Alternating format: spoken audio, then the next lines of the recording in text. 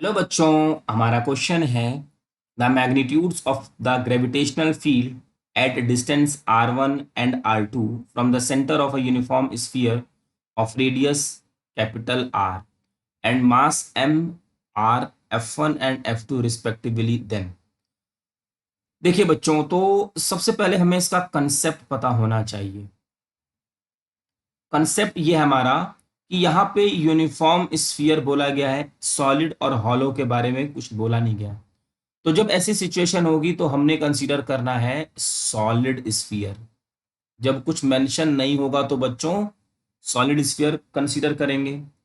दूसरा कंसेप्ट हमें समझना है कि हमारे पास ये स्फीयर है और इस स्फीयर का ये है रेडियस आर। तीन सिचुएशन होगी, एक आउटसाइड के लिए, दूसरी सरफेस के लिए और तीसरी इनसाइड के लिए। तीनों के लिए हम जरा फॉर्मूला लिख लेते हैं।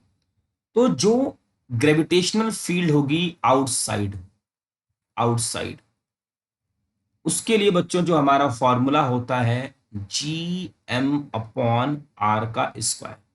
कब ऐसा होगा? जब R is greater than, means outside के लिए। दूसरा सरफेस के लिए, सरफेस के लिए ग्रेविटेशनल फील्ड का formula G M by R square. ये कौन सा केस होगा बच्चों? जब स्मॉल आर और कैपिटल आर इक्वल होंगे।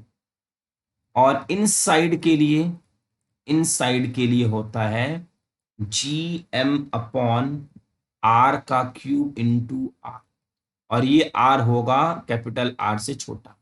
ये है रेडियस। अब बच्चों चलिए हम अपने ऑप्शन को देखते हैं। First first F1 upon F2 is equal to R1 upon R2। If R1 is less than R1 is less than R मतलब बच्चों ये इनसाइड का केस है ना। ये हमारा किसका केस है? इनसाइड का केस है। और इनसाइड के केस में gravitational field is proportional to R, तो फोर्स भी प्रोपोर्शनल टू आर होगा, क्योंकि फोर्स का फॉर्मूला होता है m into E, means force is proportional to gravitational field. तो बच्चों हम ये लिख सकते हैं F1 upon F2 is equal to R1 upon R2। तो ये वाला ऑप्शन तो करेक्ट हो गया। सेकेंड ऑप्शन देखते हैं। सेकेंड ऑप्शन ये देखिए, if R1 is greater than R and R2 is greater than R, means बच्चों R1 greater than capital R means outside का केस है। और आउटसाइड के केस में gravitational field is proportional to R का square, means force is also proportional to R का square. 1 upon R का square है ना।